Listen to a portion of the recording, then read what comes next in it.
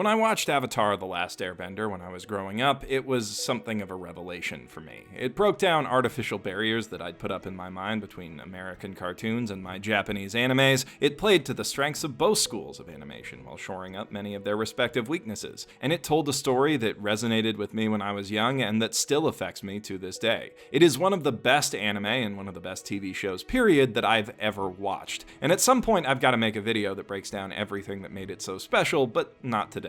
Today, we're going to be focusing on the void that Avatar left when it ended and the show that finally managed to fill it. Now, Avatar: The Legend of Korra was a great show in its own right, but for reasons that will also take a whole other video to explain, it didn't really satisfy my craving for more Avatar. And no matter what other shows I watched, be they American or Japanese, nothing else really fit the bill either. Okay, well, if I'd seen it when it came out, Soul Eater might have come pretty close, actually, but confession time, I only recently got around to watching the full series and I'm still in the middle of it, so I'll return with thoughts about it in a separate video, possibly next month. Getting back to Avatar, after years of searching, I got really excited when Voltron: The Legendary Defender started airing on Netflix. It felt more Avatar-ish than anything else I'd seen to that point, right down to that distinctive studio mirror art style. But it was going for more of a space opera thing, and its writing was never up to par with Avatar, so it felt like a cheap substitute even at its best. And it did not stay at its best. Over the last few seasons, that show shit the bed harder than maybe anything else I've ever seen.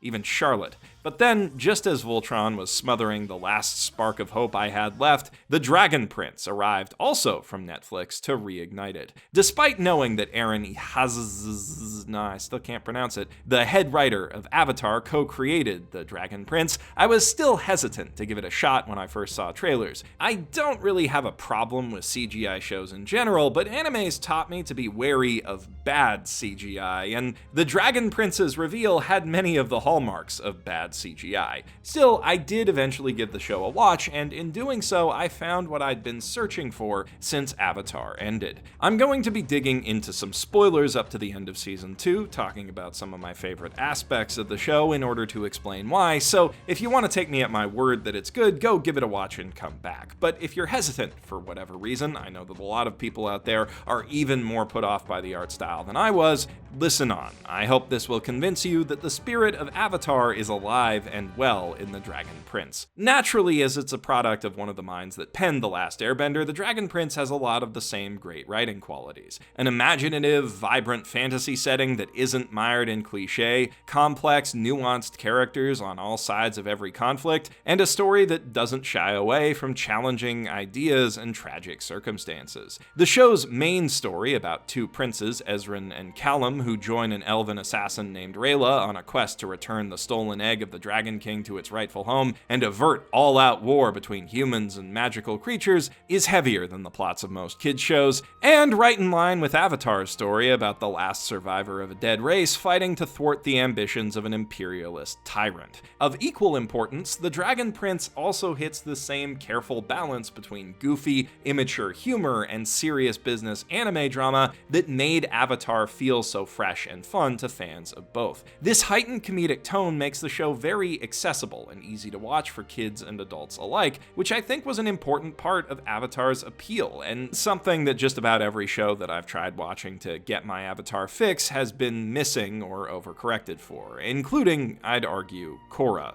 Crucially, this comedic bent doesn't preclude the series from telling deep, meaningful, serious stories with brilliant writing behind them. In fact, that tinge of humor often makes the show's saddest moments even more effective. I think the best example of this comes from one of the running plot lines of Season 2, which develops out of Callum finally learning that his father, King Harrow, has tragically died. Still reeling from this revelation himself, Callum pulls his brother Ezran aside and tries to break the news to him, saying, "So, Ezran, I wanted to talk to you about life and growing up and how sometimes there are changes you don't expect." After that, Ezran asks if this is the talk about sandwiches, referring back to a sex dream that he overheard Callum having in Season 1, which is an absolutely brilliant callback line and a great example of the show's ability to find humor even in its direst situations. But it's not the example of brilliant writing that I want to highlight here. After the conversation gets sidetracked and Ezran starts talking about the difficulty of raising the Dragon Prince Zim without his father, unknowingly describing his own situation in the process, Callum can't bring himself to break the news, which does help him forgive Rayla for hiding it from him for the entirety of Season 1, but leaves Ezran to learn about it in a much harsher way later on, and leaves Callum's own feelings about his dad unresolved. He tries to push them out of his head by obsessing over magic, but that ultimately proves fruitless and almost gets him killed a couple times, leaving him sulking below deck, trying to work up the courage to read his father's last words and truly accept his loss. Once he does, we see a flashback to King Harrow approaching a younger Callum to tell him of his mother's death, and the speech that Harrow uses to lead into it is the exact same speech that Callum tried and failed to deliver to Ezran. I want to talk to you about life and growing up, and how sometimes there are changes you don't expect.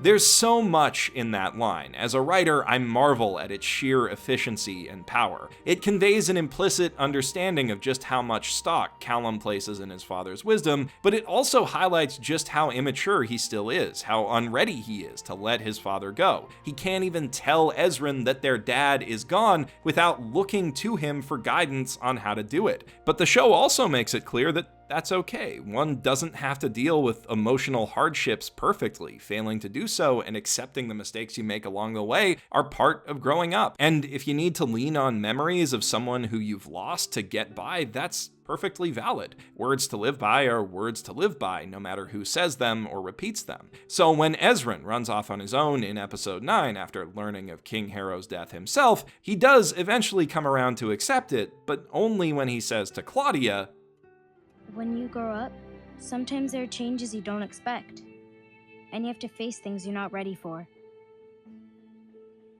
Callum told me that.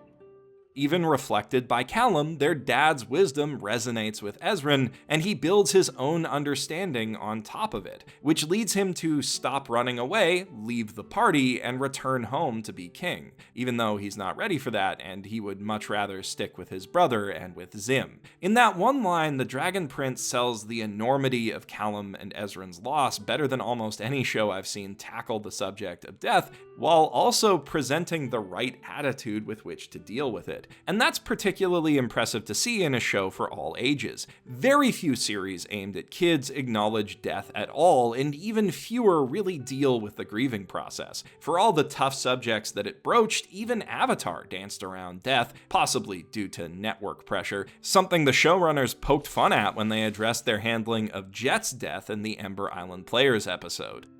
Did Jet just die? You know, it was really unclear. Yet the Dragon Prince tackles this subject head on. It shows Callum going through the 5 stages of grief. It highlights multiple times the dilemma of knowing that someone deserves to know the truth when a loved one dies, while simultaneously not wanting to hurt and burden them with that knowledge. These are heavy things for anyone to deal with, and I think it's really helpful for kids and adults to see characters they can relate to, go through them, and deal with them imperfectly. I really appreciate the fact that the Dragon Prince doesn't prescribe a solution to these feelings or a timeline for getting over them. It just says, take it at your own pace, handle it how you need to, the people around you will ultimately understand. That's just a good message in general, made better because it's embedded in a really good story. Now, I've got a lot of praise for the Dragon Prince, but I can't deny that its 3D art style was the biggest thing holding it back in Season 1. Action scenes, though well choreographed, looked choppy, characters could be a bit on the derpy side in very important moments, and in general, the series was rife with small but noticeable reminders of its artificiality. 2D animation wasn't, in my opinion, an essential part of what made Avatar Avatar, but good animation was, and early on, the Dragon Prince didn't quite have it. With Season 2, though, most of these problems have been remedied, and the show's animators seem to have developed a bit more confidence in using the tools at their disposal. The series has moved away a bit from simply trying to capture the feel of traditional animation and toward doing its own thing with CGI. And that, along with improvements to its facial animation that makes serious moments a lot easier to take seriously, and most importantly, a bump in the show's frame rate, has made this new season much more eye-pleasing. It feels less like I'm seeing a CGI approximation of 2D animation now, and more like I'm seeing this world as it is and as it's meant to be. And that's good, because the world of the Dragon Prince is a fascinating place to inhabit, and the less there is taking me out of it, the better. It's a world with wildly varied cultures and a great deal of history behind it, a world with complex politics that help to drive its story forward without dominating it, a world with many of the same great qualities as that of, say it with me, Avatar, including a great magic system. I think most nerds would agree that the lore around bending is one of Avatar's greatest strengths, and luckily the Dragon Prince gets its own magic system right on the money. I'm pretty sure I still owe you guys a discussion of bending, but to briefly summarize what makes it so interesting, it's a magic system that draws on real-world martial arts and demands its practitioners develop a healthy respect for nature, as well as a firm understanding of their body's place in it. But it's also a system that endows its users with different worldviews, depending on the elements to which they're attuned. And much of the show's conflict revolves around finding a balance between those differing perspectives and attitudes. Bending is integrally tied to what Avatar is about. Magic in The Dragon Prince is based on similar principles, but with more of a spiritual bent and a focus on introspection rather than on a broader cultural context. In order to master magic, a person must develop a connection with one of the 6 primal sources that make up the world: the sun, the moon, the stars, the earth, the sky, and the ocean. Doing so requires a thorough, intuitive understanding of the true nature of these sources, how they affect the world, and how the mage is affected by them. Magical creatures possess that understanding innately, but Callum, as a human, has to meditate and look inward to find it, which is an interesting process to see play out if you're a nerd like me who thinks magic systems are neato, but also essentially tied to the underlying themes that drive the Dragon Prince's main character arcs. Callum, Rayla, and Ezrin, as well as most of the supporting characters behind them, are all trying in their own way to understand themselves and their place in the world, because that's what they need to do to deal with unexpected twists and turns that life throws at them. I'm a crazy old man, but let me share some wisdom, will you? Life is like a river. Oh, great.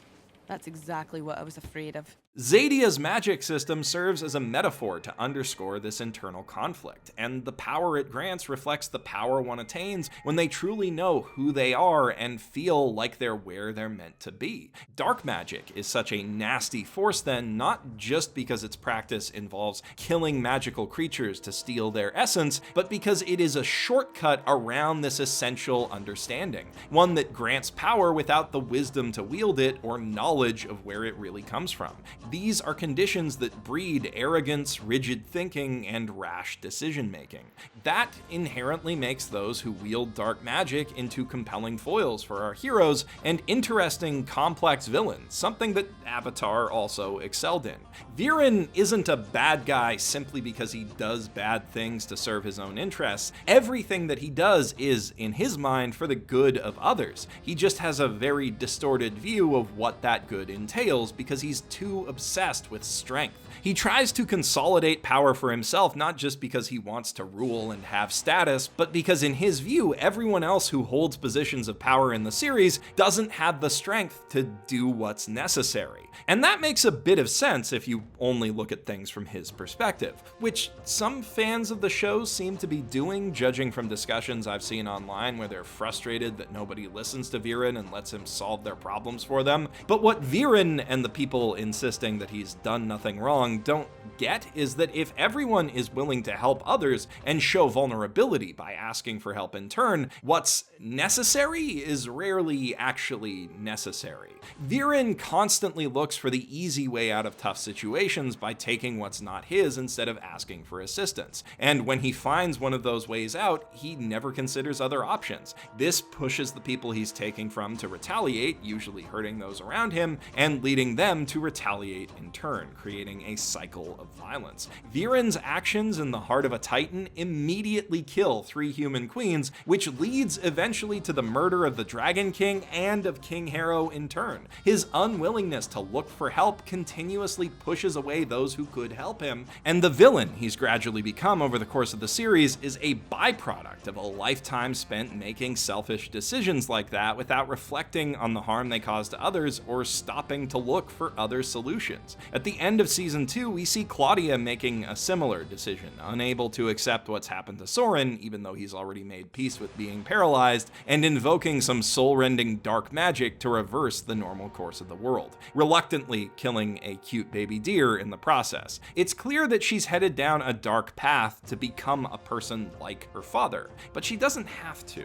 One thing that the series has emphasized time and again is that doing bad things doesn't necessarily make someone a bad person, and that bad things can be done for good reasons. I mean, Rayla's an assassin who befriends her targets. Callum uses dark magic and sets himself down a path to evil too, but he rejects that destiny, learns from it, and comes out the other side with a better understanding of himself and the ability to use sky magic. It's not making mistakes alone that brings evil into the Dragon Prince's world, but rather refusing to learn from them time and again, and refusing to forgive them in oneself and in others, which is an ethos that provides hope for Claudia's eventual redemption, and on a broader scale, the redemption of the show's entire world. Through his letter to Callum, King Harrow presents this idea that history doesn't need to be viewed as a narrative of strength, but rather that it can be viewed as a narrative of love and compassion, of differences being overcome and people coming together. And through that lens, past wrongs that seem to have the world set on a path towards certain doom can be forgiven and rectified,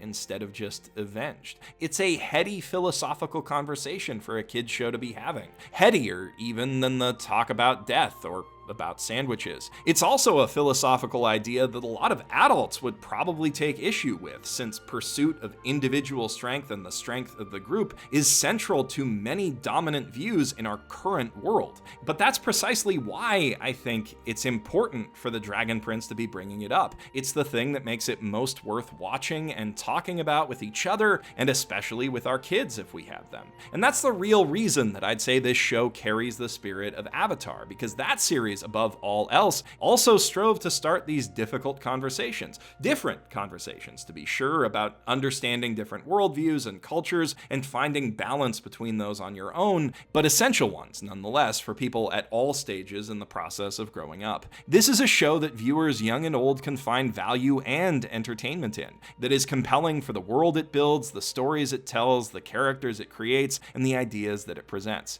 And if you've got any love for Avatar or any love for fantasy or anime or animation in general, I cannot recommend it highly enough. If you've seen The Dragon Prince or Avatar: The Last Airbender, I'd love to hear in the comments below what you personally like or don't like about it. And while you're down there, I sure would appreciate it if you would hit the like button if you like this video, and hit the subscribe button if you want to see more videos from me every week from now until the war with the elves starts. I'm Geoff Thew, professional shitbag, signing out from my mother's basement.